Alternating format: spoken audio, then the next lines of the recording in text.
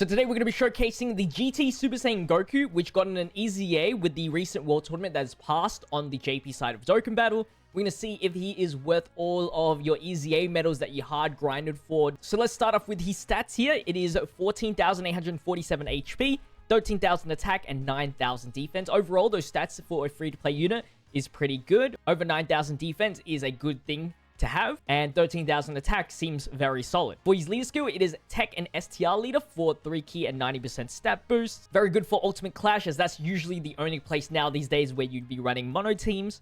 And for the super attack mechanic is raise defense for 1 turn, supreme damage to the enemy, and all allies attack plus 30% for 1 turn. For the passive skill, we got attack and defense 150% at the start of the turn, an additional attack and defense 100% for 5 turns from the start of the turn, an additional attack and defense plus 50% when performing a super attack. He has a medium chance of dodging an attack, 3 key, and chance of evading enemies' attack plus 30% when there's another space traveling warrior. So if you fulfill that requirement, that's a 60% chance of dodging an attack. And with each attack evaded, you get a critical hit chance of 10% extra and attack plus 20% extra, up to 80% attack and up to 40% crit rate. So those are very good extra stats that you can now focus on the additional attacks for him, so you can get that raised defense and dodges. I would recommend additionals and the dodges. Don't worry about the criticals. As an STR unit, you already have 5 critical, which should be good enough. So with these details out of the way, let's jump into the Legendary GT Goku event and see how he performed on a free-to-play team. Now, we're running him under a 120% leader, being the physical Ginyu,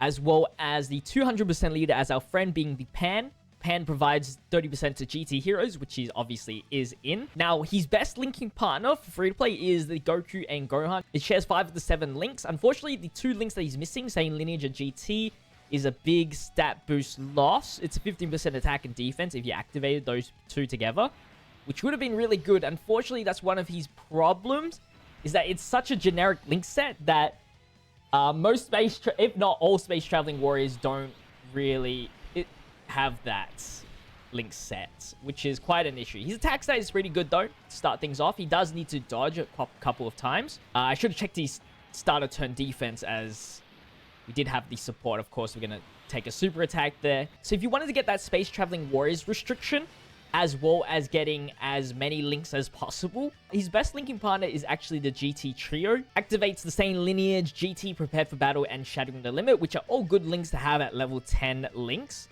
Without the support, let's see what his defense is like. 160,000. Then he gains the 50% on super, as well as the raised defense, which is a 30%. So overall, he's looking at about a 300,000 defense, non-supported, which is okay post-super. Just because he does have the 60% chance to dodge. That's pretty much the only reason why I'm passing it. If you have type advantage, he'll take normal attacks fine, and of course supers to some degree. And then if he dodges, then you're all good, right? It is a 60% chance to dodge, so it's a bit above, 50%, which is still very good.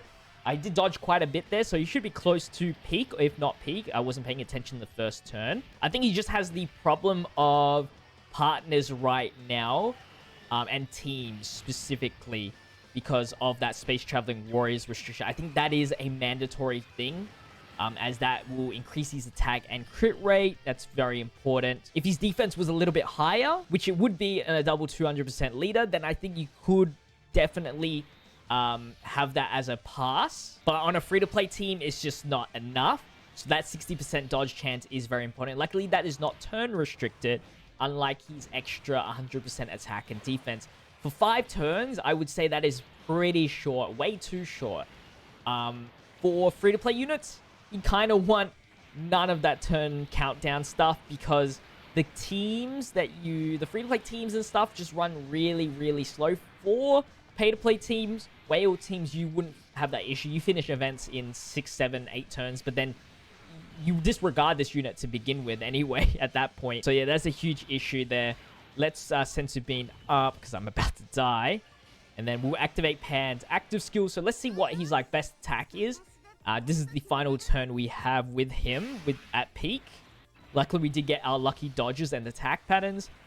And just to double check his defense stat, 160,000. So yeah, let's go. 6.7 million attack stat, which is very, very good Very strong. Luckily, he has crit inbuilt, so he's still going to be doing a lot of damage. Unfortunately, we're versing type disadvantage, but still we get 5 million damage off. So I would say the only two teams I would personally run him on would be obviously Space Traveling Warriors, and then the Pan team.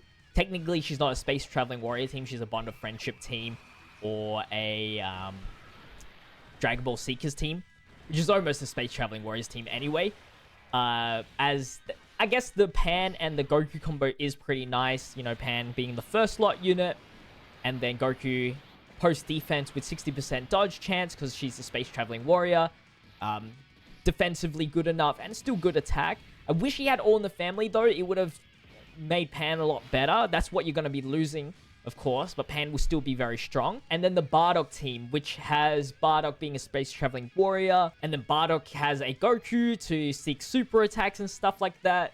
The only thing you'll be sacrificing there is the Link set. So anyway, back into the battle here. This is actually now the conclusion of the attack and defense 100% for the 5 turns, as we are now on the 7th turn here.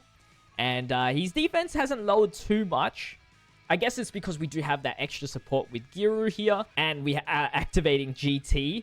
So this is like one of like the better scenarios that we have, but it's still a decent amount of loss in defense. I wonder what the attack stat is going to look like here. I just don't like how they do that with this GT Super Saiyan Goku, especially for free to play, where they only have 5 turns at their peak. I wish that wasn't a thing. Can we dodge this, Giru? Thank you. Let's see how this goes. 4 million from the 6 million before. It's quite a big loss, but I would say that's reasonable. The fact that he still has the crit chance, I would take that. Anything over 4 million, especially when he has almost a 50% chance to crit, I am pretty happy with that. Overall, he's nothing spectacular. He's not like a Tech Super Saiyan to Gohan EZA, but I still think that is a semi-decent free-to-play unit with some chances to be used in the future for sure. But I'll do one more turn here. Even though we won't have like all the links activated, we'll see what it's like. So he is at 141,000, which is actually not that much of a loss from the turn previously, which is actually interesting. So that's good, at least. His attack stat is just over 4 million. So actually a lot better than I expected him to be.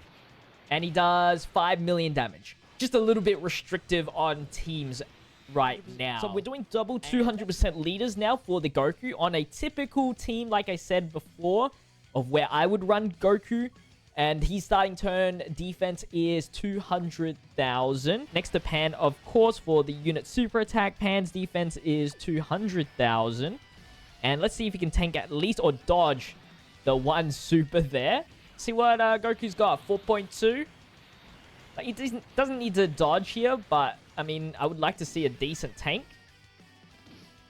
188,000. For type disadvantage, not too bad. We should probably check when type neutral at least. But I definitely would have expected Goku to at least tank a little bit better than 150,000.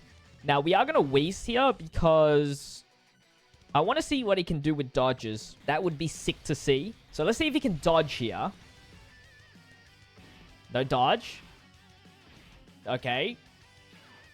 This is with the Wii, so nothing here is too crazy out of the ordinary. No super as well. Wow. Last turn for Goku before his peak has disappeared. And we actually have no items activated this time around. So this will be a good showcase of him in the first slot with 200,000 defense. Let's see how he goes here. Tanking. Dodging. We love the dodges. Doesn't dodge the super. Maybe it's time for the max dodge Goku. 200,000 does hurt quite a bit. He has his super attack yet. He's more of a second slot unit. We just put him in the first slot. Dodge again. Here comes the second. He doesn't dodge the super. He's just a super attack magnet here. 100,000 type advantage.